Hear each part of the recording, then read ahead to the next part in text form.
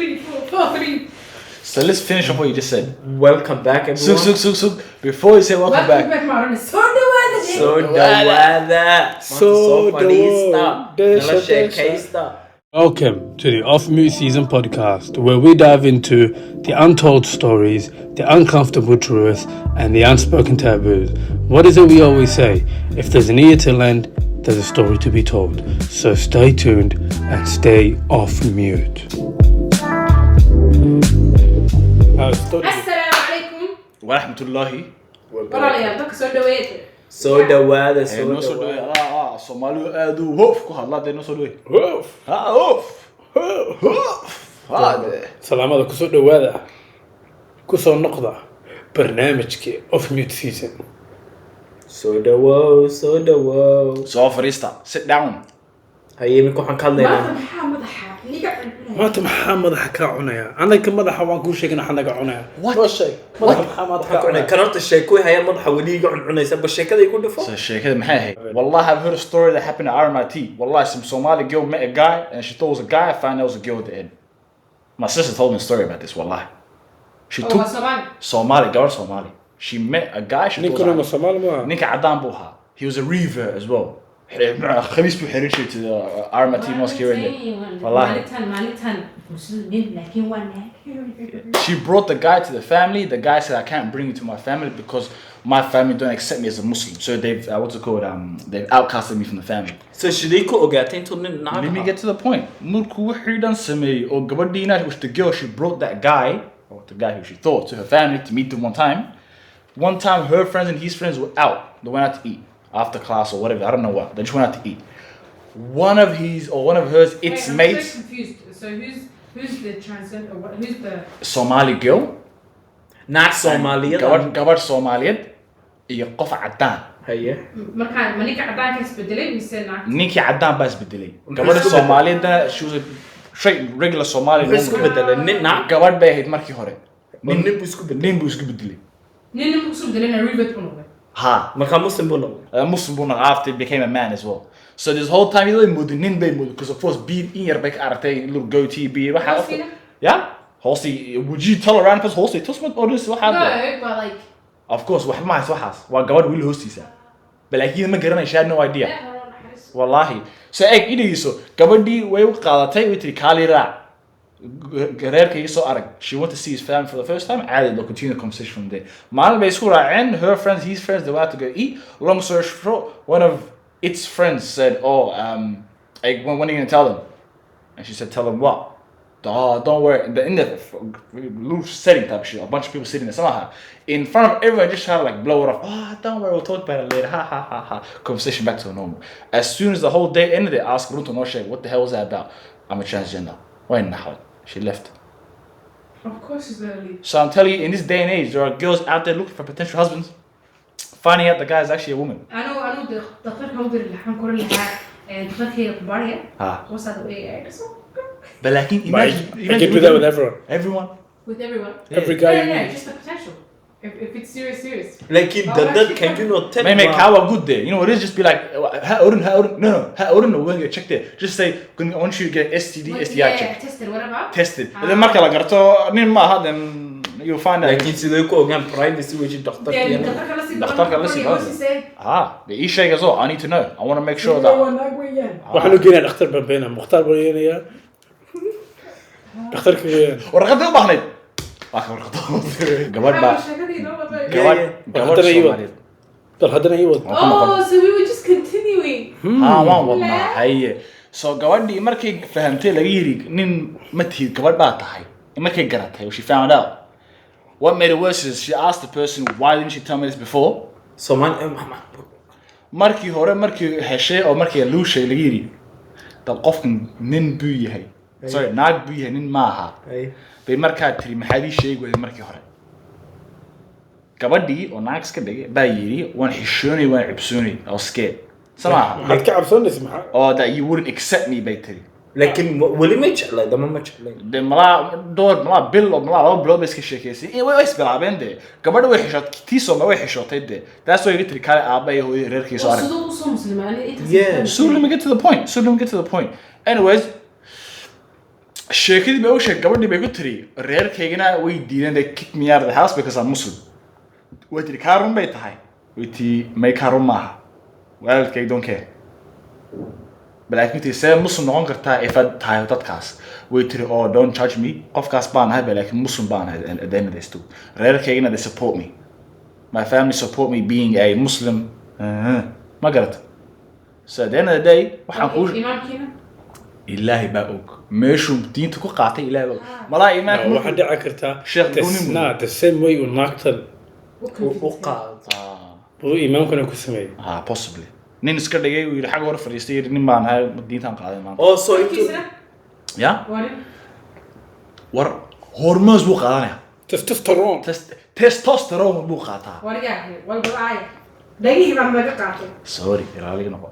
بأنه تستوستيرون بقاطع so إذا إنك قرب إني روصل بحياة عدكوا يربنا قنايا so let's scare bro this is RMIT bro RMIT what you can do is Adam's apple رادية yeah I'm telling you نبى إيش شيء straight away قبل ما كان ليش كده حقاون إيه كلا قمص سجل ما بعد هذا حاجة قوية لا كل إيه ما كده إذا فيلا الذي أوه برادي ما كنت أركير إيه أركتين مونين أركير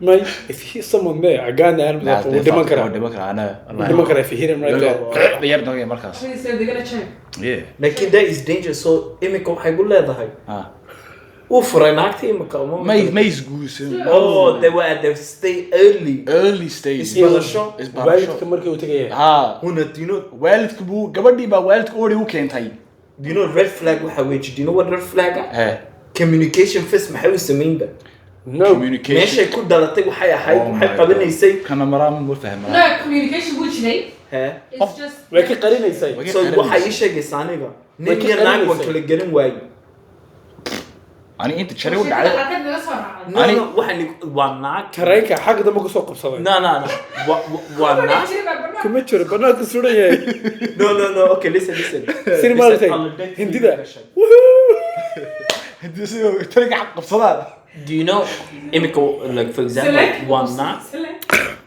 واناك يا أو ننقضي ها لكن أنو هذا قف for example ناق بالنا شيء كيسناية نين نقضي ناق أيام الشيء كيسناية هي first time كما أركتين like couple of hints ما أركتين أنا روتنا كوش no really come back ده perfect أنا أنت تشري من فلوس عني والله لبدأ يفلس عني أنا ترامب لبدأ on the tram mid by سيداي إيه أرنيا أنا هنا ما الحشود ما قرنين أرنيا قبل أنا فروت ميك بحيران وقروح بدن وما قرأتيه شركة جاي لمودة دمر إيه وريها تابي إيه سألني بيكيه شمالا كان واحد يسقص لا دق I'm thinking what's going on here bro this person's flirting with me this guy's laughing he didn't say anything the whole time market tram كدقني بمركاي ولا دبون إيه markaan oo wiil dhuwaan isaaha markaan arkay qoslay laakiin waraa nin naag maaha naagkaasna walaa ma isku oy sad day wallahi okay dawaynka wallahi saaduuga sida tahay wallahi yirna half the time agreesid de ali baad garin kartid warqadaha dhalashana tus wax kale ay tusin wallahi billahi anyway not even that anymore kam ma la bedeli karaa anu magacayga markaan bedelay I changed my birth certificate وريها محانو شيء صار محانو شيء صار صدق ديرك كيفشت هيبقى محانو شيء صدق بس هو بدي شيء هي محاك لا بديش ورنو شيء والله that's crazy والله but والله أدوك سيد تاي bro like the way this world is now والله it's terrifying bro you don't know half the time والله be honest with you like you'll find people be like I'm Muslim باناي وحكله والله حوال ريسكي مد أنا فشقينا يري ما أنا ما كنت شكسنا تركله أنا وحيري أنا من نحي حسميني قبل ما كنت شكسنا ففيل vibe هذا ننتهي حنكرني let's do start jumps لا صممنا قمنا وسيب حق صبح وسيب حق صبح وريا مركن النقطة أول بعد والله دايز واو أنا دوك محمد قرناي لكن هي إيش يجي من كم حال ريد فلاج صدق كوا قبلها سمعوا كين يسوق كرسي مرة والله بلا بلانك وساعته dadka garanaysa iska guurkursada safe هي مد أنا مد هاي سمد ها تيا هي ما جرتت محاكسي نو شك هي ما جرتها هم محاكسي عندي good people as well في عمل كوجر عنده يا كحسن ويجنا أروح تقول شيء ما أنا حتى ذيك تبي أنا أنت بدل كود على يرى ما جرتني لا ليك أنا صومالي ما كمش أدوك ليه جوجا عندي صوماليات الدنيا ده بقى مالك ستيك شوجان don't give a shit ما حتى بريسة تقولي سيب أصلا تقولي سيب يا كم مغنم هي بس صح كلام عادي هم حتى جا مركب ناق ملوك لما جورسن هاي ما كسح ساك وطوط لا لا ما جرتها ما يبغى كسر بدو كواس ما كسر بدو فاميلي قاعد نحكي مش فاميلي قاعد نحكي فاميلي قاعد نحكي فاهم قاعد نحكي my cousins are Majerten والله because we're related from the mom's side all the dads are Majerten أنت ما جرتك يمكن يرعى تنك ولا صديقين محك ماذا عاية يجيبه أنا ما لا جرتك عادي بان عايا وطا كوشة ما جرتك هو بيب بيب بيب بيب بيب بيب anyways سكيل وحص what does that mean لا I'll put the beeps into it I'm like act like I was talking shit the whole when time you're on a budget every time you talk beep بيب والله ما جرتك والله وضد بيب بيب والله anyways back to the point your family is Majerten yeah well because we're related from the mom's side wow we're related wow somehow so somewhere you know Majerten in your family هذا قاع هذا هو عادي معها عادي ما عادي as معها long no I'm talking about my family yeah that's what I'm saying So, لا لا عادي معها ما جرتك وصو أركي عادي ما أبو يري wow you heard it here first but then still family بهالناس so ونرجع عليه but like my red flag in a woman is when she's not a woman she's a man that's one of my biggest red flags obviously I think not well I do nowadays you can never know bro there's 72 types of women out here bro I only want the original one I want the original factory default actually for my daughter who are the AGs huh who are the AGs who are the OGs original women yeah that's all I want who are they the OGs means original yeah the ones who can give birth those are the one I want oh anything حد كهلسة what داف كذا قاتش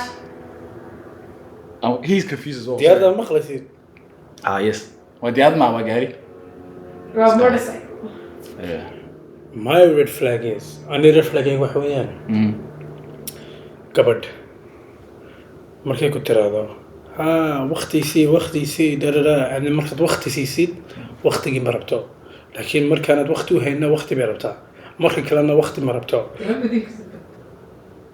دنا بحا مرنا دنا اوكي ورتي والله نوى دنا مربطه دنا مربطه مركز خلاص ما كور عامس با تاسع وناكسن كامس لكن how do you know how they the one وقفكاس ما نتكدريمي like yeah لا I'm saying early on ما كنت رحمي لا waxa ka wada like waxaas waxa waa inaad ka fahanted qofkaas they trying to fill a void ما قرنا إنه حربان نفتوده ما قرنا حربان نفتوده وحي دوني ما قرنا شعبي إن ماشي بروحسد بدوني بوسكي نمك بروحسد بحرنا يعني وليا too much يعني لكن بوسك بني unfortunately عاقد دلوشة لما بروحين كرا واكا فريد والله ورنتيسا والله عاقد هرت حاجاتي أما بدل عاقدة والله واو باز on a باز لا والله دايس واو ماشي معلومة هي ما تعمق هي ما حتى الشغل ما كنت تجي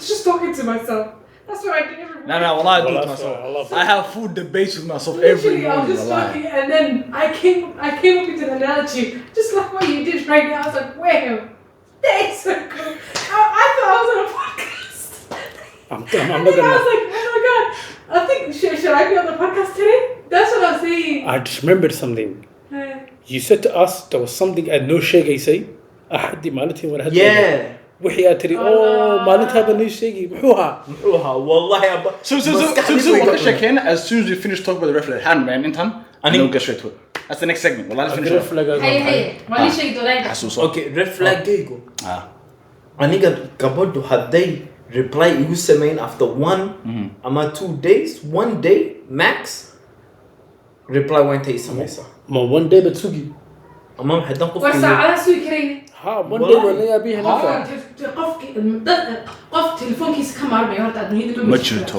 everybody's on their fucking phone if you're not replying within an they hour don't want to reply within an hour salam alaikum I will run at least see 8 hours no I'm but the busy one Waryaa whole shift buu siiyey. Whole 8 hour shift buu siiyey. shaqadii jooga oo dad busy ah والله all it takes is all it takes is ها هنا هي شقان شوقا I'll talk to you later I'll talk to you later Saacad. simple dadka sida ma arkaysaa 8 hours siinaysid waryaa kuwaa soo shaqaysa ka dhan what the fuck they working whole 8 hour shift no but ignore I'm like that myself I don't reply but then back that's but then that's I've been telling you this that's something you need to fix bro yeah you work on that how wasa fiican tahayba no it's the film look marka wax samaysid marka baxdid time ba maada haya you're driving inta kale you're working wax kasto aad doonaysid time wada hayso والله okay saa su'aal baa ku haya marka tareenka qaadanaysid oo tramka qaadanaysid oo baska qaadanaysid ay tell me you can't reply then ma train soo raacay 8 something but train soo raacday ساعات دم بصارنا maxaad samaysid the xiliga telefoonka kuma jeedin no waxbaan daawanay all it takes is telefoonka waan ku jeeday laakiin waxbaan daawanay aamus wax kala ma exactly mobilka gacanta ku sidatay intii marka tareenka soo marisay message wuu arkay wixii buu ku noqday exactly it just means you don't care laakiin qofka ha no you don't care yeah والله exactly that's what it is qofka kala ma it's your own red flag markaas adu isku wixii calaamada sira ku dhay so anu haddaan trend ana bilaaba and then they just repeat it exactly so you can't blame them when you do it first the person is a reflection of you so haddaan anu leeyahay sameeyo kale qofka hadad la yaabay suusu maanta inta fahmay maanta fahmay no but that is weird bro maanta ugu horeysay inta lagu sheegay no soto soo kadib ma garanayn anu wax ma sheegay laakiin anu sida uma manadin waxaan maleynayay no sheegtay anu ma kan reply yes I mean because sometimes busy way yeah just give me that okay busy way waxaan u maleynayo qofku markiiba hadduu reply is so like aniga xitaa igu soo sameyn lahaa then anigana after every waxaan leeyahay qofka reply maalin kasta dhaqso soo sameynayay maybe aduna wax iska bad laakiin qofki aniga hadduu iga sii daro then maxaan meesha ka hayaa okay waxaan ku weydiinayaa imka qofka markaad message u dirtid usually how long does it take for them to reply and 1 hour 2 hours 3 hours and then adina gonna reply gaysa aniga nimka hurdada ka soo kaco waa adigu your problem you are the problem but then or no but ma jirto there's no warunteed wallahi waxay tiri waxa maanta ka fahmay adiga wallahi markii hore ma garanayn all my friends but qof kasto saaxiibkay sometimes wala problem ka dadka la yaabin dadka kale maxaa ka galay gabadh hadaa la sheekaysanaysid maanta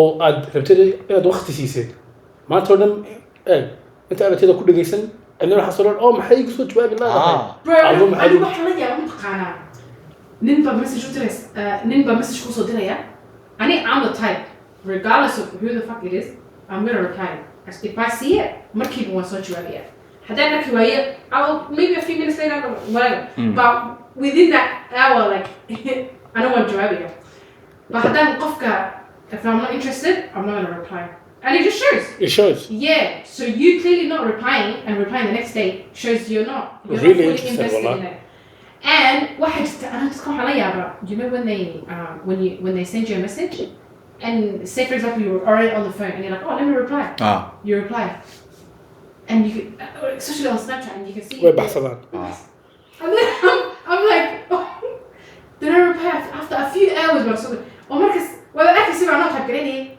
you know dadkaas oo kale qaalib iska dhigaan no I'm not even that dadka waxaan arkay intooda badan waxay jecel yihiin inay notification-ka inay basadaan maanta I think I'm ay wallahi ka waqti ku sheega ka waa kaaliga number 1 but like number 2 inta dumar ka hela waxaasan ka arkay mobilkooda wallahi intaasan la yaabaa the attention they're getting the validation they're getting of having that many people reply back to them and going just through your just go through your Snapchat Instagram looking and seeing that many guys sent me a message today inta bay ka helaan wallahi Yeah. Well, I've seen it a lot. I'm exactly the same. I can be at work and someone. Oh, how many times do you call me at work in the middle of something? Yeah. I pick up. If I can talk, I'll talk to you. If not, I'll call you back 5 minutes later. And you communication. He says, "Hey, I'm at work." Yeah. I say, yo, I'm at work. Wait, What's you up? have noticed? 100% I do. I say, yo, I'm at work. What's up? Well, I The respect that. communication Well, I skills. respect that. Number one. First one, I was saying. Hey, wait. But then there's First a difference. one, I think no. I need to compare how you say can No. Come back. Can I need Come back. Say you see that. Allah you see that. No, I need to Allah والله يقصي I need to ده. والله ساعدوا انت شير ما والله انت شير But ما we know that No, you're I'm- not, of course. you were never active though. Yeah, I'm not that about We that. don't expect that of you. I know, but this is And I active. don't blame you. 100%. This guy's active. But this guy, you don't understand. Wallah, he knows all the amount of times I sent him stories, posts, I call, give him a call, I'm Yeah. at somewhere. Wallah, you don't ask in the week, he hates you ever since. Don't give me that look. Wallah, you know. Like, listen, You know. listen. I'll message I you will about reverse something. that. Wallah, Wallah, I can bring up my phone right now. I have texted me saying, when I say I'm going gym today, you down? He doesn't reply back until 3 days later. Yeah, I'm down to go gym today now. Like, No, okay, as if okay. we're going gym today. Come on, bro. Listen, Malinto message guys so that I saw it. But do you know what I'm So you saw it and you replied 2 days. Shut up. markii waan You arkay broke my heart. no waan arkay waxaan ku yiri maybe marka waxa ay dhameeyo ayaan ku soo celin because waxbaan sameynaa markii gacmahayga Yeah. I'll be the judge of how bad these two are. This guy, his problem his problem is he shouldn't own a phone because the phone is for show. The phone is for show. It's for Jimmy. No, not even Jim wuxuu ku jirna kaama qabanayo. No. For himself. Oh, yeah. alla Zainab ma ku sheegay telefoonka jimkan joogay waan soo qaraacay jimku xagaa joogay telefoonkaygii buu eegay pocketku iska geliyay I went to the toilet. Wallah. walk to the toilet then uu soo baxay markaa buu igu yidhi أنا نحكي what the fuck إلا ما طلع من كسوق راعي محقاي حقولي جيم ما كان شوقة ضدك كما قبتي أبتقال للجنيه ما يقول ترى ويا جيم كان شوقة يقول هذه هالدوم سؤال بقولين. Listen to the story he just said. I looked at my phone, I saw him calling me, and I walked into the toilet. Yeah. That explains it itself. I was walking to the toilet. I saw you calling, and I saw. While you're walking to the toilet, No, you you go. no. أقول له وريها I walked. He saw me. And wallah, I saw him as well, standing on the other side. Can you can't away? When I came out, I called you back.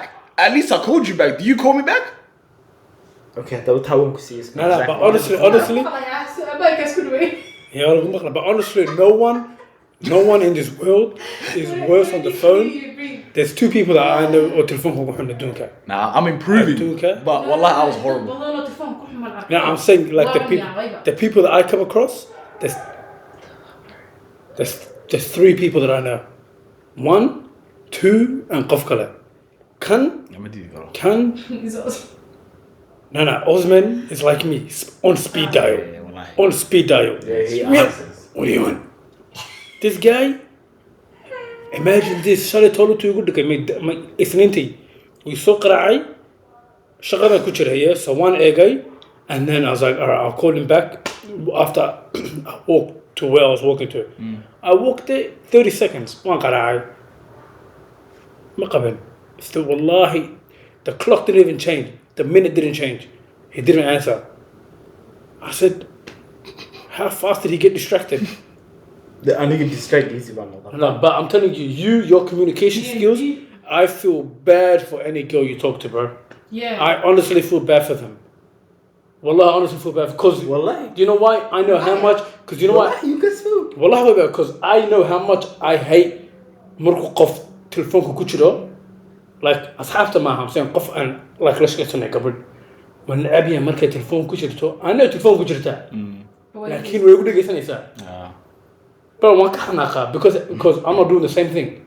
But Adi, I must tell my Hushagi this last year. Hushagi. Yeah. Red flag ma dhamayste.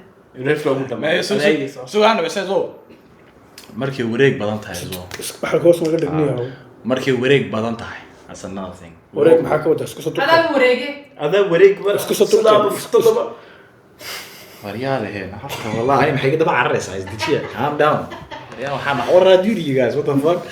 markii wareeg badan tahay say markii shiisho la yar tagto hadana xaga baad yar tagto xaga yar tagto ma garata waxa soo wareeg iyo mid labaadna oran leh isoo markii dhar isku dhisin xiran tahay kaalmo I don't like Fariba. I don't like هذا قصة صار. أنا وعادي ولا سكتش هذا. كانوا فهموا. طخ ولا طخ. كانوا فهموا. كانوا فهموا. وفهموا. لو بدي ما فهمت بلا كانوا فهموا. يا أوه ها بس كله ما فهم يصير. وقبل ما كنت در إسكود جسم حدان. ما شاء الله. قولي قد إحنا سلمان دي بدأ. دبي كان في جنبه حاجة يرقع ده أوكي هي صح ما فهمت ده اوكي لكن الدمر مرة اللي تقول شيء حدان يسوي رجال وميك اب حدان ميك اب what do you guys think about makeup وعادي قروح بس كده جاي would you let your partner wear it there's a difference for me it's caked up thank you subtle makeup that's added that's not because the thing is I don't see the point up, what do you mean by caked up though you know no one does pretty lashes for example 3-4 layers of makeup on all that type of shit for example the one concept that I'll never understand is birthday makeup what is that why does your makeup on your birthday have to be different from every other day because what it's on your birthday so but aren't you putting on makeup for every other day to look good either ways but those are just casual whatever but this is an occasion so you have to look but you know the thing is girls think سواء قروح بديهين عيد بالله واحد لو مودي ما رأيت إنك مقتولة كشقية كلامك بالو مودي because the thing is too much makeup is it doesn't look good nah but some will قروح بديهين I'm sorry Saad that's good too much makeup that's cake face which I like no sometimes like it looks good but it just depends on how it looks yeah والله it can be a cake like a caked up or whatever face but as long as it looks good you guys wouldn't have problems. When she looks like a clown, like fucking blushes and compliment they might that makes sense I personally والله unless it's subtle makeup on والله okay I find that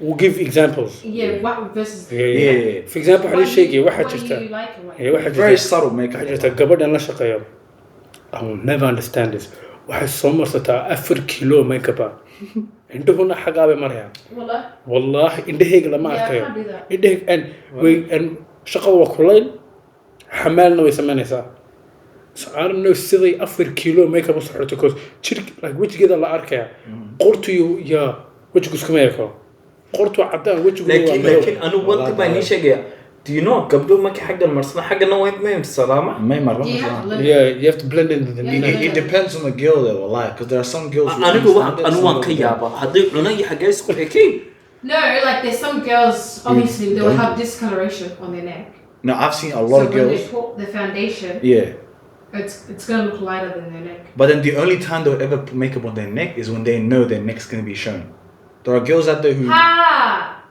who know they're gonna show their neck I'm saying how many girls are there hijabs wallah hijab hidan and then throughout the night the hijab becomes more loose or it moves around a little bit you can see their neck it looks weird but that's different because why are you going to put makeup or are you going to cover it they're trying to cover it so you're not going to see that of course but keep covering it up why is it being shown now why can I see two different colors you know but in my opinion I'm saying the reason why I don't like that is because wallah who are you trying to impress simple as that they're opposite sex. Nobody's trying to impress anybody. Okay.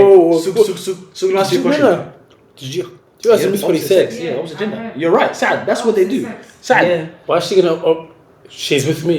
I know, but I'm not talking about like he said. Why would she put it on? Yeah, and but then he's talking about make a good relationship president to impress the other person. But then you gotta realize a lot of women, not all women, but a lot of women out there, even if they have the attention of their man, it's not enough for them. They still seek, they still want more validation. You know what I mean? So they put on still more makeup while they're with the husband. They'll still wear makeup on when they're going out and about just to get that validation. Oh, you got so cute. Some guy approached him saying, "Can I get your number?" She'll be like, "No, I'm married." Just all that shit. I'm doing it. I'm gonna get advertising. I don't care, but she's doing all that just to get that validation. And while I went down, I've seen a lot. Oh my god. ده اسكت عادي. اسكت عادي. Are you okay, mate? You're telling me that your wife's seeking validation from other men. I don't okay mean with it that? that Maybe way. it's not Like, seeking validation. I know, but all I'm saying is maybe at the she end of the just day, wants to look Maybe pretty a day out. sometimes she has a bad day, or maybe she has some rashes or something that okay, she's just trying to cover if up. she's secure in her relationship and she knows her man loves her and will cherish her, It's not about that though. it is about It's that. not. Because I'll be honest with you, I'll give It's another deeper example. than that. I'll give another example. Okay. I'll give another example. I'm a girl. Okay, Let's no worries. go for Well, girls. I'm speaking for girls because You can't speak. What? You can't, bro. yeah, because Saad, You don't know what's in our head. of course I don't know what's in your head. I don't know. But what I do know for sure is that a woman, if she's married and with someone and she's wearing makeup and not little touches, not that type of shit. I'm saying like wearing a decent amount of makeup on. I don't think a married girl, There's so many. depending on who, whatever. Yeah. But what I've seen, I don't think she, even if she's married, she would look good for other people. She just wants to look good. Mukhtar. Yes. One Let's thing go. I'm gonna say is when someone's speaking, Yes. you need to actually listen to the point that they're trying to make. Yes. That's something. Magaling. No, because I understand what you waiting said. to respond. I'm waiting to respond. Yeah. Yeah. Yeah. Anyways, You're continue what you're aware saying. of that, yeah? Yes, I know. Okay. Continue. So, what we were trying to say, what I was trying to say is, Yeah. you showing your beauty, okay? At the end of the day, nin qurux buu leeyahay, gabadhna qurux bay leedahay. Mm. So quruxdaada haddaad dadka tusaysid, okay, on social media, it applies. The same principle applies to a girl that's showing quruxdeeda online. Because at the end of the day, you're attracting a group of people, and the girl's attracting a group of people. Do you understand? Hey, you want family? So the point here is, if you want your wife, okay, to be cover her beauty, all of that, same applies to you. Because at the end of the day, your wife is gonna resent you. Do you understand? She's gonna look, why is he controlling me? Why is he telling me what to do when he's not doing what he's supposed to be doing? So she's gonna feel like, okay, do that yourself first, apply that to yourself, and then I don't think any girl will have a problem with that. If you're acting right and you tell your partner, isqari, anu wasqarinaya. Hey. But it's not isqari. Because the thing is, So let me reply to that. So what you're saying is, in the aspect of isqari, is you're saying men and women are on the same level, and we're not. You got to understand that we're not. Yeah. So let me get to the point. I didn't say that though. I know, but you're saying if you as a man expect your woman to be covered up and to be a certain way, you should be that certain way as well. Lead by example. That's what you're saying. Is that correct? Okay. Lead by example. Yes. Correct. All right. I agree with to a certain extent, but you have to also There's no understand. certain extent. Well, then let me. And why do you say that? Let me understand. Let me speak and let me talk. I should listen to you. Elaborate that on for me. Okay, let me get to the point. So you gotta also understand, you're trying to place the same rules on two different people who are playing the same game, but they're playing the game by different rules. A man and a woman don't play life by the same rules. the mic. Okay, can you hear it or not? Whose rules are we talking about? Allah's rules that He placed upon us. Let me get to the point. At the age of 13 years old, are you telling me that a girl doesn't have her body developed already? Most girls, surprisingly, are. I'm quite sure you guys, when you guys were in, year 7, year 6, you saw girls already getting attention from older men. But as a young boy, does that happen to you? No, because we're not on the same level. Magarate. A woman's beauty is nowhere near the same level of beauty as a man. Can we all agree? Can we all agree to the aspect of when it comes to a woman, let's say example, if a woman hops on OnlyFans, she can get bare lag from it. But if a guy hops on OnlyFans, he will get nowhere near the same amount of lag because we're not on the same level. So a woman covering up, of course, is going to be more of a thing that's emphasized in Islam compared to a man because a woman's beauty is far more greater than a man's beauty. But I'm not. I understand that. I'm not dismissing the fact I know. that So that is. I know. I understand that. But I'm saying the gap between both. You're trying to say it's not that far. I'm trying to say the gap is wide. Because I understand that. That is true. Yes. I agree with that. Exactly. So if that's how life is, then the same rules are not going to apply to a man when it applies to a woman. Yes, it does. That's why we as a man don't cover as much aura as a woman. So you said, of course, at the end of the day, you should cover up to a certain extent. I believe that 110%. But by me walking out with my shoulders showing is nowhere near as bad. It's not as about showing your shoulders. I know, just... It's not about that though. Wait, what are you saying? You're trying to make it seem like what I'm saying is, if I show a certain type of skin on my body, No, I'm allowed to. I'm giving an example. Example, your shoulder. Yeah. If you show that, There's nothing wrong with that. Listen, you're both. I understand that. You're both going the opposite way. No. I'm trying to like come back to that point. So what I'm trying to like make you understand is, I get the fact that maybe off shoulder kaga, okay, it's not a problem in Ilah's eyes, okay, because it's not your aura. Yes. But if a girl shows her shoulder, that's not my point. Yes. My point here is applying the same principle Ilahi told us to on every level, whether you're a boy or a girl. Yes. Okay. So my point here is not even about making it seem like I'm making women and men equal. I understand. I'm not saying that. Yes. My point was you deliberately going on social media, showing your body. That I saw this thing. Yes. Ilahi mu yirjik kaga saw this that katustus. Mu yiri. That's my point. Yes. So if hadad koran sit gabadada is qari, even though Ilahi already wuu sheegayba. Yes. Baadi waxa leedahay hey beauty gaga qari. Waan gartata. Lakin you have to also not cover my aura as well. Extra. Yes. Do this, then, do that. You're saying then that even though you're still covering your aura, you still show the results that you have, even though it's not your aura, but it still has an effect on people. Is that what you're trying to say? No, you're missing the point. You've done that you've progressed and you've built your body, you're beautifying that to an extent where you're showing your muscles and stuff. Yes. And that's not right. Yes. And that is not wrong at the same time as well. Because you got to understand that. Because there are narrated hadiths showing that Prophet Muhammad SAW, when they came out from Medina, when they came to reclaim Mecca, after years of being gone, the Prophet Muhammad told the Sahabas, show your bare chest or show your shoulders. Why did he tell them? He told them so the Kafirs, who they came to fight, to reclaim Medina from, or Mecca from, so they can see and be scared as well. So a man's body to a certain extent, but that's a different context. Obviously, to the social media. Let me finish talking, please. Let me finish talking. Of course, it's a whole different two contexts. I'm not saying that. You can apply but it. Of course. But let me get to the point. At the end of the day, the fact that that's even allowed to be shown in that context clearly shows that it's still allowed in certain contexts. I know. I'm going around. Please get to it. Me posting social media content about my gym stuff, what I have done, obviously it's me beautifying myself, no doubt about that. But what I'm trying to say is, as long as I'm posting it to the way that I should be, Islamically, there's still nothing wrong with it. Even if you're saying you're beautifying yourself, I understand that, but that's not haram for a man compared to a woman. No, but the thing is, wait. Let me explain something to you. Yeah. It's not, the point now here is it's not haram or halal. If you want to expect something, you should do the same thing. All right. Look, go past that. Hey. Go past that. I'll explain where she's coming from and where you're coming from. Let me ask you a simple question. Why do you want your significant other to not show her beauty to the world? Besides, all right, let's come away from the deen. Yeah, what's the simple answer? Why do you? Yeah. Besides the deen, why do you not want her to show her beauty to the world? Because I'm not the youth. All right. See, all right.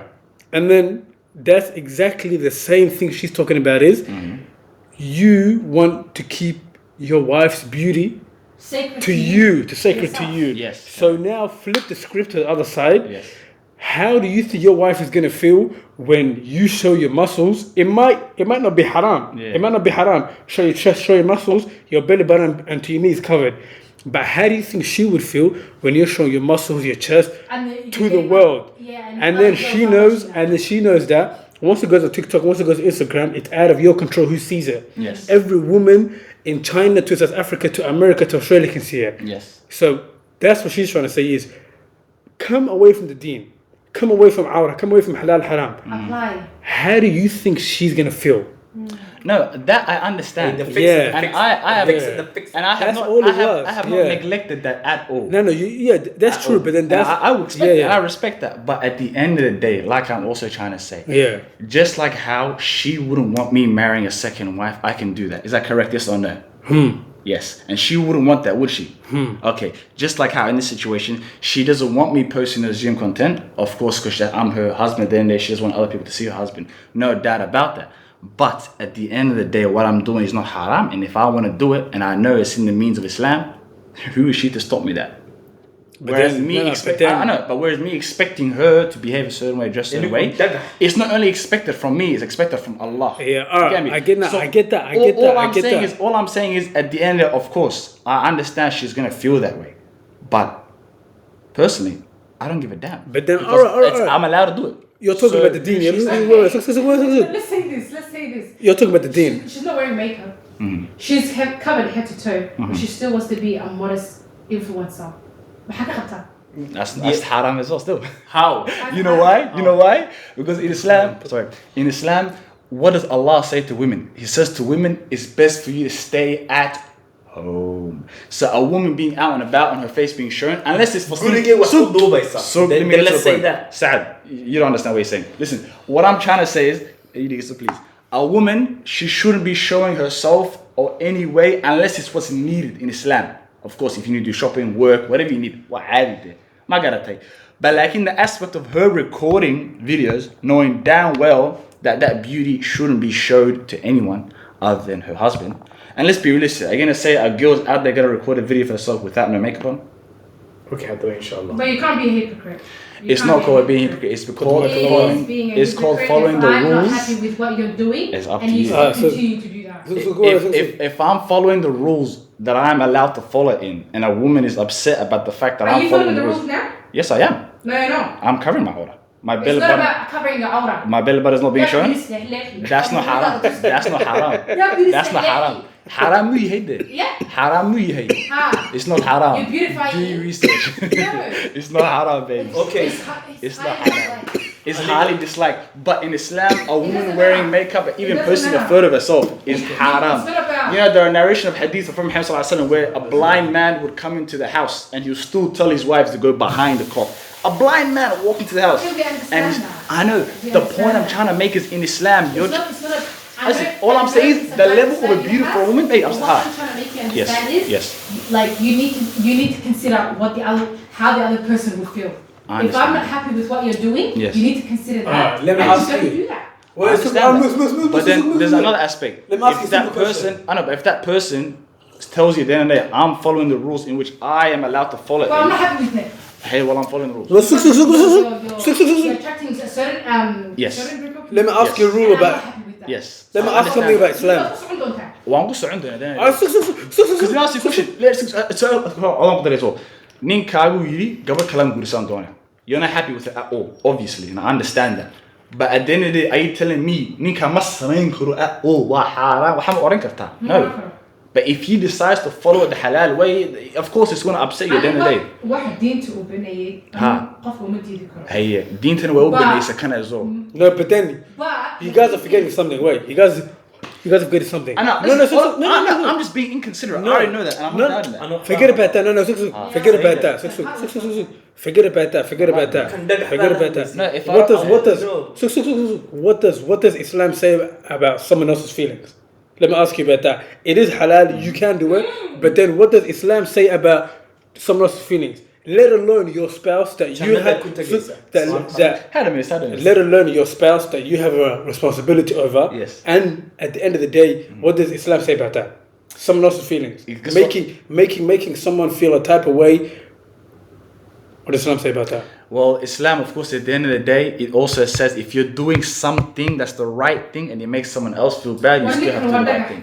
No, I'm being honest with you. What you guys are saying, you guys have not bring me any factual argument to say that you as a Muslim man shouldn't be posting that. So all you're saying is that as your partner, if she feels a certain way and she doesn't want you to do something, don't do it. Okay, the way she feels, is it something that's legitimate that I shouldn't be doing at all? Just say I don't care how she feels. So let me get to the point. I'm about to do this. I'm about to get it. Well, I don't care if she's crying on the corner. Okay, but listen, I'll be very honest with you. At the end of the day, if what I'm doing is halal, then it's okay. I don't care. That's it then. You get me? I don't care. Simple. Same way. Because we don't play by the same rules, sir. Yeah, but the thing is, at the end of the day, waxay ka imanaysaa preference. At the end of the day, adigu waxaad raadsan doontaa qof ku qanacsan waxa sameynaysa Yeah. oo yeelaya waxa adiga aad rabtid Yes. okay Yes. so for He's me gonna trust me as well, for yes. example haddaan doonayn inuu magaranaysa like my husband inuu naag kale ila guursado Then you look for that type of guy. nin naag kala doonayn Exactly. Yes. adduunyada Yes. waa wax Yeah. nolosha waa wax fudud You have your preference, like, you don't yeah. have to force anything Exactly. you know what I mean you can find your preference but a lot of people they settle Yeah. so when they even markay dadka ay guursanayaan and stuff like they settle for what is good for them now Yes. Not so they don't forever, look yeah. at they don't In the look at future, in the yeah, future, what's exactly. gonna happen in the future Yes. what's gonna happen so if a guy says you know there might be a chance qofka aan doonayna keeno Gabadha, she's gonna overlook that because she likes what she's feeling now. She's thinking I might be able to change him and Monday make him Maybe not that marry too. me. Yeah. So then markii wixii dhacdana hadhowna dee wow, albaabka bax. Exactly. So then, all right. So then, what's the lesson we learned today? Don't settle. Don't settle for less. Simple as that. And at the end of the And pick your preference. yeah, pick your preference. qofkaan jeceshid adduunka qofkaan jeceshid haddaad ka heshid la dhegno sida Another thing as well, okay saying as long as you're not delusional on what you want and it's something that's Within Islamically reasonable, accepted yeah. and it's reasonable, then of course that's Okay, your that- You preference. live and learn, Mukhtar. Yeah. saying it I live and I learn. That's why I'm not settling for anything else. Of course. okay Good. That's saying good. it. That's good. No more taking trip. Yeah. Gabar samroon oo wax kasta aqbalaysan hal din insha Allah. Don't worry. okay saying it Ku hayaa ba Cuntada ku komaysa soo Oh, may marka soo kaco hurdi waliba sariirta fadhida bay shaas ay keenid horta mukhtaar huuna ho. Ina maxaa oran doonaa? Shahwa qabow isoo diin. I'm joking. I'm joking. He's not joking. I'm joking, man. He is that tired. Ila xasabeysa markaas oo kale. Saado. May baadiyaha tag. wallahi this guy is toxic and No, listen no, it's not No, toxic. you listen. Sad. I'll be sad. I'll be honest with you. Say it. It's the fact that it's the fact. I'll be honest with you. I want to hear what she had to say. No, I'll say. I'll be honest No, with you. no. Saaxiibkiis waa tahay.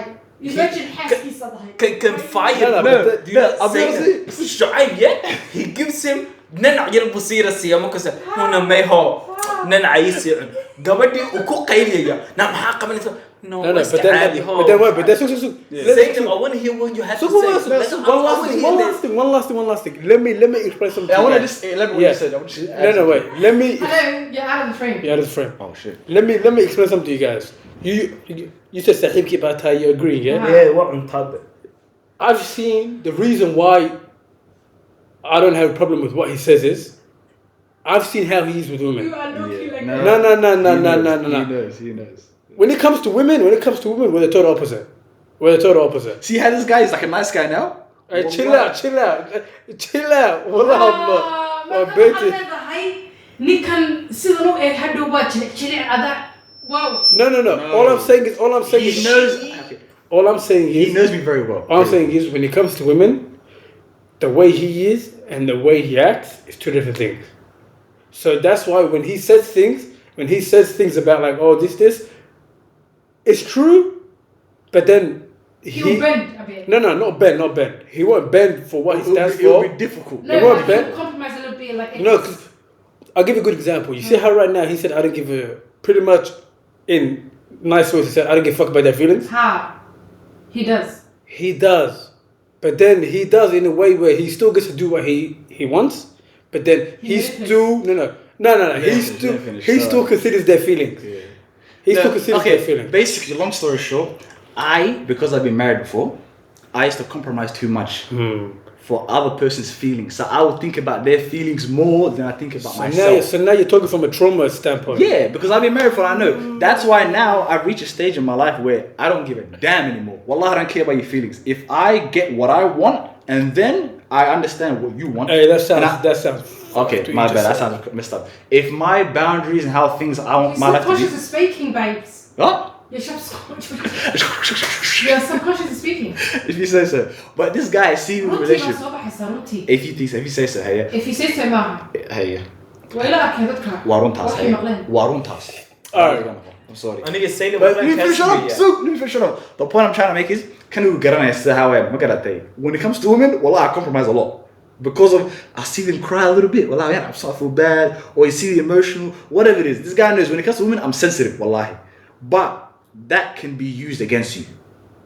And aniga was so arcane. That's why I reached a stage where I said, in my car, I'm listing out from the get-go before like my feelings 100%. before my feelings can be changed, you know, you can like I can start getting manipulated and like make me feel bad about all because of course bro they how do I say this in a political correct term وين جلع وين نقول وين نقونaysa ma garta markii jilciyar noqoto then you naxariis wada dareemaysa markaas you want to cater to them, look after them, all that type of shit, you know what I mean, and make sure their feelings are right. But in that aspect people can get comfortable with that, take advantage of that, and a lot of women do that. That's why I was saying women and men play by different rules.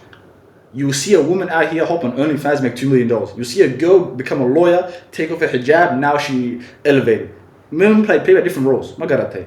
So dumarka markay inta ku ciyaraan or they use their whatever they can do, aniga I fall victim. So instead of that, I'm settling down with an iron fist, whatever I want. Must be deal. Simple as that. Okay, done. Well, that's the whole point. No, but I'm saying I'm saying good. Yes. That's good. Yes. So waxa ku farxsan. So from the get Yes. But a lot of people marka ugu horeysa bilowga qofka labada qof markay hadlayaan like already like people are compromising from the get-go already. At the window, that's what I'm saying. Yes. Stuff like that. So yes. There's so many lines. It's head to head, Yes. And exactly. that's where. But then that's what he said comes into play. That's what state from the get-go. Your do's and your don'ts. And be firm with them. Even in the future, maybe spindle who iman kara. But at the end of the day, qofka waxaad qoranaysaa aniga waan ku sheegay. So yeah. That's what I was saying the whole time. So that's why at the end of the day you have to learn how to be firm with things. Even if a woman is crying in front of your eyes, making you feel or whatever it is, you stay firm with your shit. Simple as that. Yeah. So okay, then saying it, I was waiting for the thing. Don't change for no woman. Anyways. I don't know if bro to close that. Why use the mic or something? Yeah, mic could fall. No, we can share that one. But it goes back to my point. A woman should be posting anything on social media. Do I say this in Somali? I'll share it. Yeah, Somali. Can you hear? I'll look at the thing. Yeah. Hey, shaka Hariri. Or there's a still recording? Yeah, so sababtan doonay inaan sheekada mid taqaana waa wax de igu dhicin, but at the same time it's like willing the qof garanaysa relationship lama yeelan. Okay. Make gaar wali. No, like it's new to me. I've never like dated anybody stuff like that, you know. So it's like it was new to me. So basically, ninkan magaalada kala kumtay. magaaladii kale muhiim so let's rewind. Okay, so qofka wasa garanaysiin appka la isticmaalo Soomaaliya. So appkii ayaan la iska bartay. Appkii markii la iska bartay de waa la sheekaystay waxa laakiin de qofka uu shaqeeyay saacado badan uu shaqeeyay so de firaaqo aan ku sheekaysno inta badan ma jirin. So maybe like once a week or like twice a week, three times a week, I don't know. So it was like here and there, okay, for a good maybe like 3 months. And Nick had after that, Nicky really, wallahi wa ka helay personality gaaga iyo waxyaalahaas oo dhan. So haddaan magaalada imaado waxaan doonaya inaan ku arko. Yeah, no problem. So this guy, he comes to the city. Because of a friend that was getting married or whatever, and then we had Adi, and he was like, there's no more flag, okay? Already communication maybe didn't buy into so his communication was so muku sheegin that into muku soo degay so communication keys wuu liitay so markuu halkan imiday. That was already a red flag. So ani qof hada la sheekaysanayo his communication hadii tahay haduu yar liito de waxyaalaha kale way daba socotaa way soo daba socotaa ma dhageysin sabriya waa maqlay si fiican u dhageyso. So waxa dhacday de ninkii waxaan arkay ninkii magaaladiisa ka soo degay diyaaradda oo jooga adna waska aamusay ani qofka waxaan ku eegayaa inuu ii sheego uu yiraahdo hey waa soo degay de aan qorsho aan yeelana rabto inaas aragna waxayna Taaba ka daran. Waa iska aamusay one day today waxay noo soo snap like magaalada Where's cracking class? You know, just like normal shit. And then I was like, I replied to the story. What happened here? Oh, Magala took that. Well, I didn't know. So then he didn't reply. Eric me, okay? And then he instead of replying, what was story coming. Video of the so then storyboard it toast. You put on a story. No. I know video is there. Wallahi. So must not try your message. What would you say? Hey, what you had? Why was it trying? I don't understand. Nikki was better, like what she even. And then fast forward, what was saying? So America was so try was Amsani. I don't know. No. So what was saying and then I think what are you ignoring me or something? I don't think I said that, but he was like, oh, he called me. Shakan chogi. So shakali makan demi we saw it oh shakan chogi. I can't answer. I'll call you when I finish work. And then shakali makan demi ban qarai maqaban. We go 5 minutes later or something like that. And then what was sameeyay? waxaan ku yiri haye dadka lama sheegayaba inaad magaaladii joogtid waa wala iska soo degayaa anigu like kaftan ma ka dhigayso it's like ma dareemayo inaad in wuxuu sameeyay inaan la socon so waxaan iska dhigay qof ma garanaysaa shakadii halkii aan ka tagnay aan ka bilaabno waxaan sameeyay inaan idul martay Oh, take it down, bitch,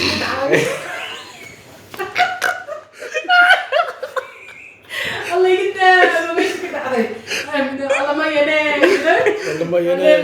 oh, so dry. Like, why? Hey, Maka, just come on, no shaking me, I'm going to do something. You get that day. What the fuck? And so, what happened? Hey. بس قصر كوينة الجوجيو. Serious. ها وحي قصر كوينة الجوجيو. هي بيحوها قفكة. إلى قفكة مجالة درس تقول قفكة ولا شيء هي. أما وان صوص عذا. يا وان صوص. أنا قلت هذا كنت بلعب له. ها وان صوص عذا. ده سيد دياري نادر. ما فهمتي. ما بتجي واحد. So serious بمشي عن كده جاي واحد كبير ولا. نقاشة واحد هيد إن نسأله.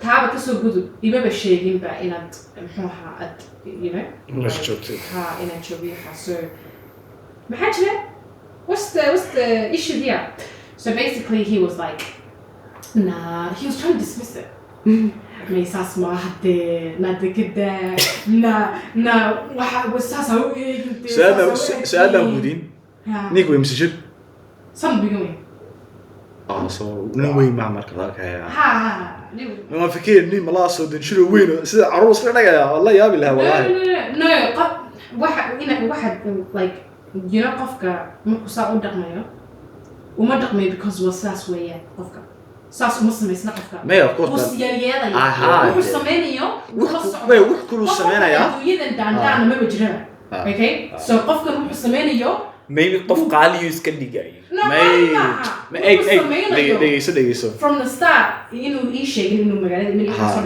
وحصل on purpose مسمي because وحكلوا قبنا حدودنا مي 110% والله if he told you أدو كويرة وانكو صو الصعداء هذا مركو صوت دقيقة أنا ولي أدوك أركين والله وبلا ترى he has ملبو سوريا ملبو تي plan بوليه ديار أما ضرب الله بالله لكن وقرنا يفهم وش وكحناقل هي وقرنا that's so واحد مش راجع مركز so it's something you wouldn't want and what would that be something he shouldn't be doing in the first place so anyways أنا نوع حكيري ولا أنا بدي جيم كني يوحنا عيالتنا أنا ما عيال. يا كبدنا يركب عيال. ها كبدنا ما يركب عيال.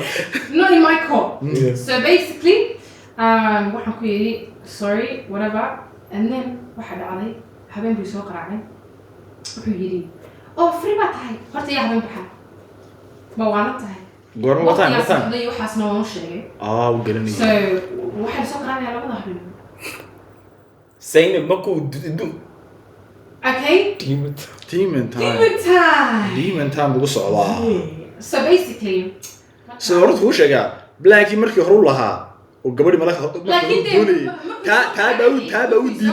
taaba u diiday aduu marka ku lahaa 2 am maybe ama shaqadiisii uu soo dhameystay anigu bilaabay ama yes ha ka kala warun ba qofkan wuxuu damacsanaa xilliga wuxuu soo qraacay ma garanayo of course you know what I mean maybe wuxuu soo qraacay inuu hadlo oo yiraahdo hey maybe believe us akila iska sheekaysa waa sheekadu way sii xumaanaysaa xaaladdu way sii xumaanaysaa hay so waxa dhacday ninkii wuxuu igu yiri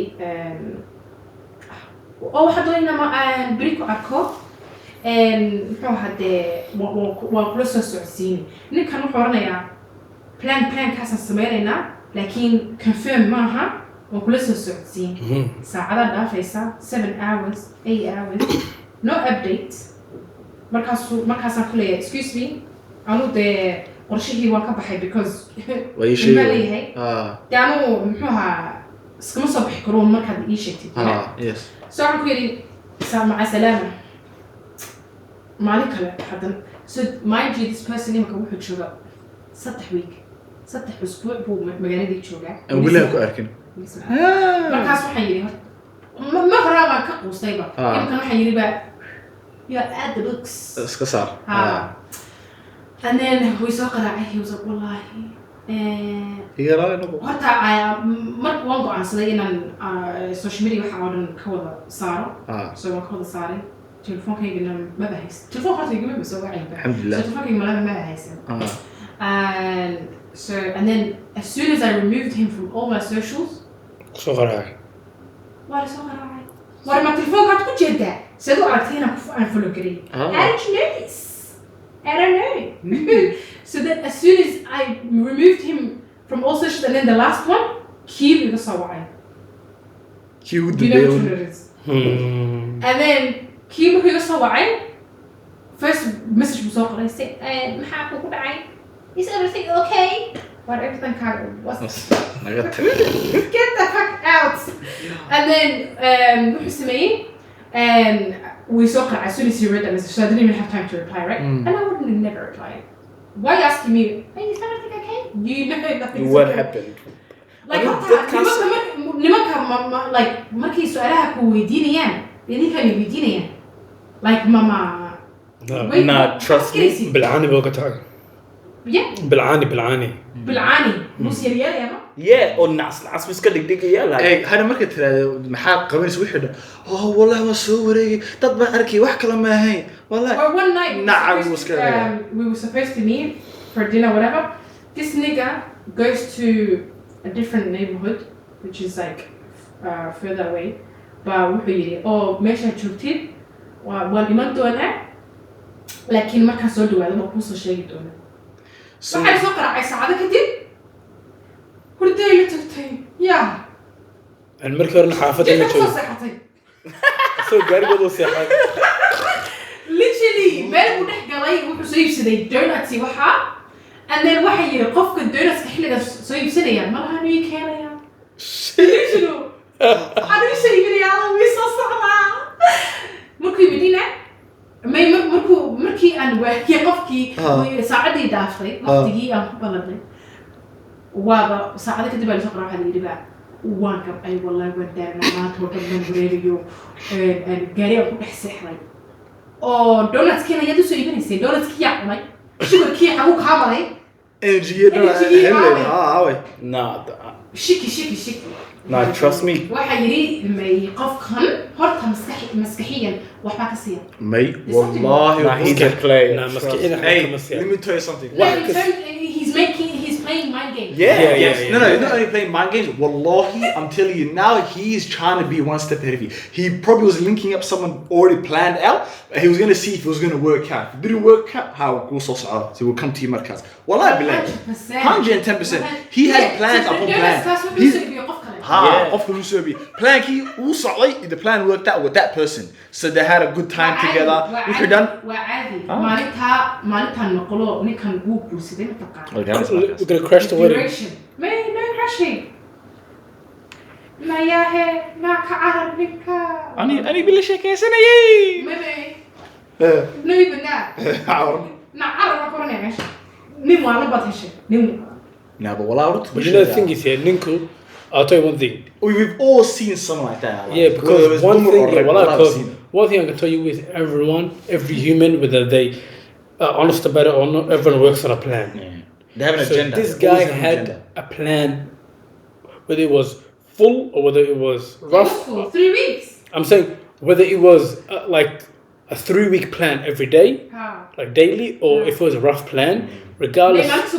Regardless. So measure agenda limit. And you were not part of the agenda, but you were on the side. Just in case. So if the agenda didn't work, Do you know what is it called? Emotion manipulation. أنا واد قرنيسين كل هذا صورني. وحيالها صاني مشقية. وحاس أردن أنا هرت واكيس شيء واكسوكي. I already knew what the fuck he was doing. but you was curious. He thought he was a step ahead of me. I was 10 steps ahead of him. Okay, I knew what he was doing. I knew what to do. And the thing is, it didn't affect me. I just reviewed him all my sessions. Yeah, but we can protect the art of the That's it. That's it. والله I'm بس لما أقول لك. But I was so like literally. ما أروح لاني وادي and then next minute, oh sorry, yeah. You know the one thing with people like that يقص اللي وحويان تذكر من عصين بمودان تذكر واحد مودان إننا فهمين واحد مودان. You know people like that they think. No, but we didn't. You know. Yeah. Wait, like now. But like that's the thing I'm saying. A lot of people in that situation, it's not that they fall for it. They would genuinely believe that this person. Yeah, that's what I mean. They would actually believe. They're down.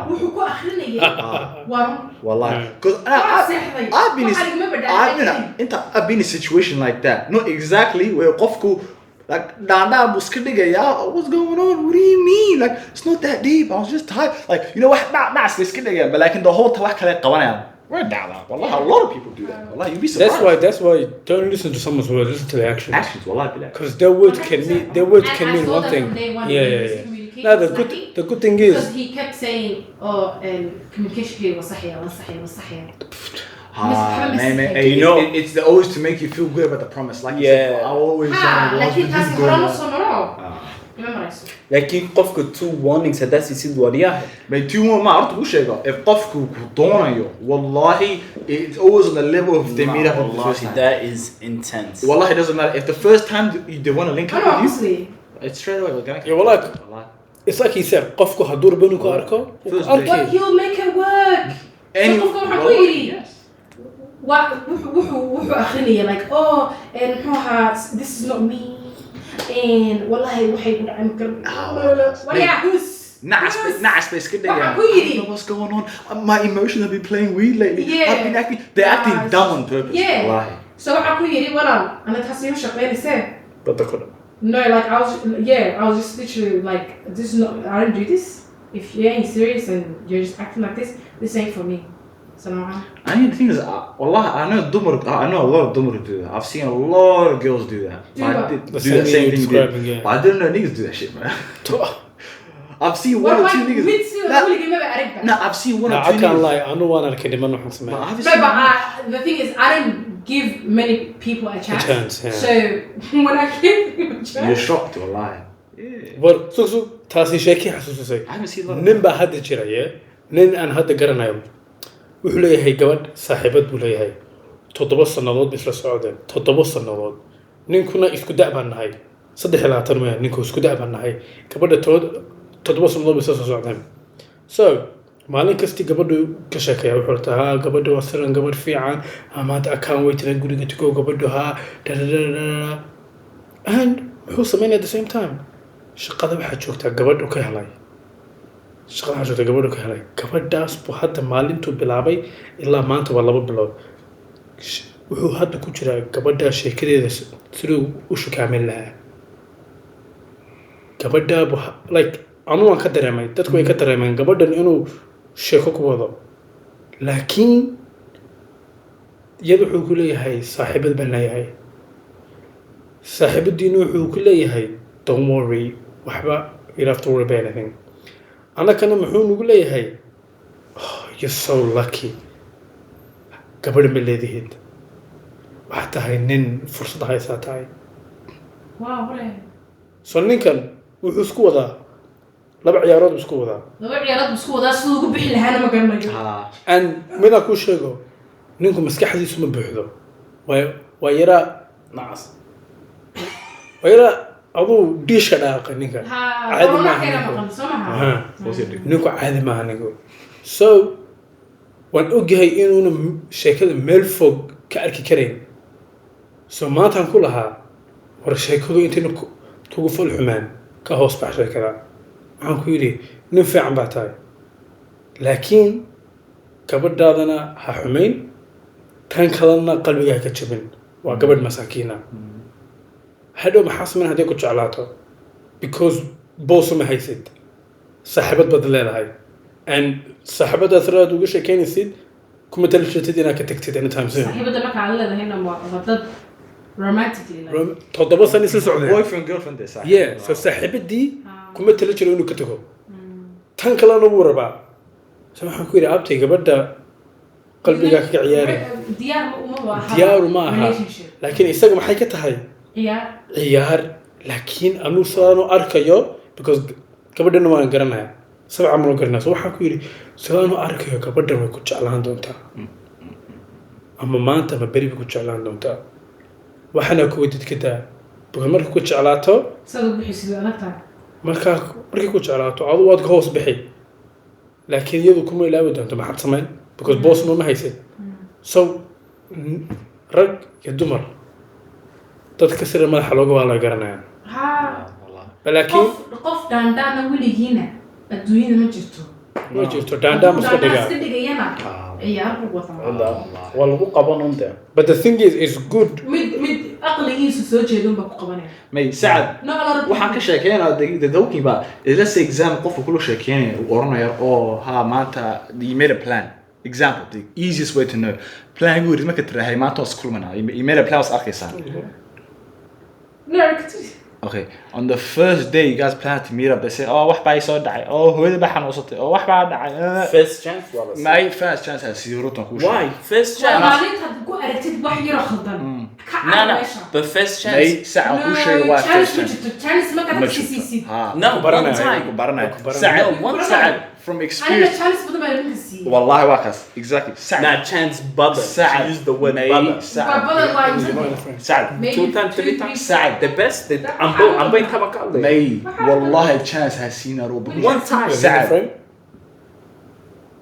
okay saca wallahi runtan ku sheegay I'll be very honest with you if girl way ku doonaysa and listen to this very carefully if a girl really wants you wallahi she's feeling the vibe wallahi she will rearrange her whole schedule or at least tell you a day or a few days beforehand and be like yeah listen let's reschedule for that 100%. No girl are you telling me a girl out of nowhere she's gonna say last minute or on the day or early in the day that shows that you're a last thought because think about it if she still wanted to meet up with you she would say even if a girl wanted to meet up with you yeah wallahi ku sheeg maad ka hor because she's thinking about you she looking at the messages you're talking back and forth but you're telling me she doesn't care about you at all to the point where she said yeah last minute I'll tell this nigga I'm not coming wallahi she doesn't give a shit about you Zach that's why wallahi I'm telling you now and wallahi it's true bro and things ruta ku sheega I've never seen niggas get away with that that's wild that's the first time I'm hearing this shit niggas get away with that but I've seen girls do it a lot because they'll make him feel special I'm sorry no, please they'll start with don't hate me but you know they'll start with that straight away wallahi all that stuff and then they'll make you feel bad because dumber and you'll be like you reschedule 2-3 times later you're acting like the biggest dickhead wallahi it was all your fault from the beginning so but first second no Saad don't first I know it's my first red flag yes lacking communication yes so first like the first time you see something and they say one ka bedelaya qofka chance ka see yes بدل هذا أكوي from that on. كده because هذا سي joogtid waxa ka soo gaara waa عبي وياه. Exactly. ساعة والله يدي so please. If they tell you on the day, والله they reschedule or listen, I can't come today, you might think you give them a chance, but والله you're playing into their game. They're they skin they out on purpose. Yeah. Marka addicted, but just to see what had really. Yes, because they're gonna see. To be honest with you, in that situation, if you say, "Oh well, I'm busy for the rest of the week," wallahi, marka get bakasa. She'll get scared. Shit, this guy stands on his shit. This guy's a real man. He stands on his principles. He's not moving around. He's not changing anything for anyone. But like if I tell her, hey, we'll reschedule for another day. Hey, I can make this guy do whatever I want to do, or you vice know what versa. my friend told me at the end? She told me Nick can at the end markii ugu dambeysay wuxuu doonayay malaha for me to just end it. Yeah, 100%. He didn't know how to end it. Yeah, we did a lot. Wallahi. You know how? Wallah, I'm not gonna lie. That has happened to me before. Yeah. That the person didn't know how to end it. Yeah, wallah. So they tried to drag me along. Yeah. But instead of. But then the good thing is, I didn't play along with it. As soon as I didn't like what I saw, I said, listen, you know that it's my family, no? No, but then I didn't play along with it. Because what they wanted me to do was me be the entertainment, and then markan كدهالو أي كنا يجي فايدة خلاص كده صار دماتها. لكن the second أن أركي وحنا جعلين حكوري أرد صعب خلاص. Because the thing is that it's a crazy world we live in. If you give people an advantage, they don't see it as a chance. They see it as an opportunity, bro. And people do things. They don't see it as a chance. And people do things to see how far you're willing to push your limits. I swear to God. Because Martha, for example, had they 7 hours before the time I could tell ما يمكن هي كنت تراهن. I'm telling you 110% next time 4 hours بكدي. Next time ما هيكون سمين. أضو درك يصيح لنا يكورنها ما يمكن. والله بالله. And then who's the clown? Obviously the person. No. Who's the clown? You nigga. But look at this. The person below you. All I'm saying is, wallah, in my previous marriage. Wallah, Saad, I'm telling you now. In my previous marriage, wallah, I've seen the exact same thing, and wallah, I was a clown, cuz. And you don't see it happening. That's the thing, wallahi. You think like this person, oh, they care about you, wallahi, maha. No. Where into push the limits, and wallahi will come to the point where they can see how far they pushed it. They don't want to get rid of you anymore because they can do whatever the fuck they want to do, markaz. Wallahi, that's what I'm saying. In that situation, bro, even from the first moment that addicted, just be like, okay, don't remove yourself. Wallahi, just make yourself dry as fuck because they want to make you feel uncomfortable. So when you walk away, somehow do the same thing to them. Okay, don't. Just go back for them. Wallahi, just play their game. Wallahi, whatever they're doing to you, do the same thing to them. Marka ya garandona. I'm not dumb, and he looks like he's acting dumb. That means he's doing the same thing I'm doing now. He clocked on, you know. So then marka, wallahi, that's it. Wallahi. That's what I'm saying. Listen, so you see it straight away, just walk away. And learn from experience. Yeah, wallahi. Whatever experience you had, apply that to your next relationship. It will save you. And you realize I don't know about men, but you realize in many situations, a lot of people are very similar. Especially the way the world is now. Yeah. The way the world is now. Not just saying men and women. I'm saying because of like social media, uni, all this stuff. Like everyone thinks the same. Everyone acts the same. Because the same factors play. It's easy for you to even like notice that more. Wallahi. It's in front of you. But then you know the sad social part media is that people. You know the sad part is I know a lot of people who notice it, but try not to notice it. Just because, do you know why? They're just insecure. because not insecure, but also at the same time is because they don't want to lose how this person makes them feel. Because alright, they do make them feel shit, but they make them feel good. And they're stuck on that. So they don't want to leave it. But then you gotta remember. Because they know of color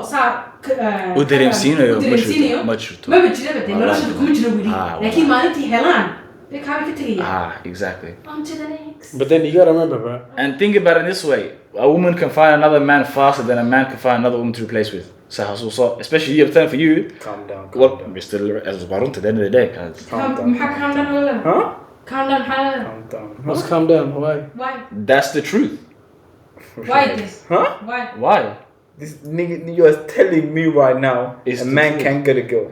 No, It's easier for a woman to get a man. No, it's Yeah, quicker. like, it's easy No, for I'm a guy saying- to get it too. Oh, no, I'm saying in a relationship, if two people, a man and woman in a relationship together, it's much easier. I'm not saying the guy can't do it. I'm saying it's much easier for a woman to go find a replacement compared to that guy finding a replacement of another woman. Do you know? But do you don't know why? Because you gotta remember, the woman can set the trap and be chased. A man has to chase. There are more. No, there are That's more. why guys don't want to chase these days. No, but I'm Yeah, saying because no. imagine this. What you telling? Imagine you chase someone, yeah. When you get to the finish line moves. You get to the and then you get to the finish line. Then aklo durkhay. والله شو. Warwan hiya khay. Hagan kusi orda. والله. Allah subhanahu wa ta'ala matag bana qawatay. But they're like there are more down bad men in your life as well. I know sometimes what's me. No, I'm boss man, like him, but it's good to do it for Amira. Nah, but like you might have a certain limit where you're only doing certain situations to assist if the person's the right person. I gotta tell you, there are a lot of people out there. I would only do that, you know, in the early stages. Yeah. To make Just exactly. to test it out and see if this person is serious. No, there are people out there. If someone is serious, Yeah. he will stick it out. Yeah. But if someone's not serious, Yes. they're not going to stick it out. Of course. 100%. So, one clash on it. I'm saying Kawa definitely. But I'm saying there are people out there who will like they'll do at the beginning of a relationship, and obviously let's be realistic, you might think it's romantic because you know she's a bit hard to get. And as a man, wallah, if a girl kinda plays hard to get, it kind of makes you feel like wallah a lot of men. But listen, that's how back in the days you think I'm trying to say. But like when go to the or you're with her or at this point and she's still playing that game, at that point what If you're with her, you're with her now. no, she can't do No, that. yeah, wallah, women do that. Some women do Wait, it. yeah, but Also, I'm guessing some men do the same thing as well. ما في يوم. Like, in your sad. ما في يوم. Please, sad. Anyways. Don't be a down bad man. I know you're not, but just remember that. You know, experience is the best teacher. Yeah, wallah. That's true. There are So inshallah. Maybe he doesn't have much experience to be. Nah, I reckon this guy has a lot of experience, but pay attention to your experiences. Yeah, I was about to say. What are you trying to say? No, you have a lot Are you, of experience with people. are you telling me you've What never I'm spoken to a trying woman to before in your say- life? And I did, but then all of them turn out to be. A you problem. No, I think he's the problem. So now I'm actually slowly, and after hearing the conversation from you today, but wallah, I'm convinced a lot of the problems are probably a lot of girls liked you. But wallah, it was your fault. It's Well, I a feel like you it's your problem fault. and you need to fix that. Yeah. I feel like a lot of girls liked you. Back up. That's why you have that many situations you've Back been in up, where back up. you Nah, kind of but I get it. No? I know my communication Yeah. is weak. No, your communication all week, bro. It is It's weak. fucking bad. Okay. iPhone 15 or all the time. Wallah, I need that, cuz. You have an iPhone 15. For what reason? what reason? يمكن المسكين كان سمعني At least you replied to people with it, bro. Wallah. Okay, I'm on the phone Maxad. والله كنت رامي والله. But you mean markas zo? Mid kala jibi marka.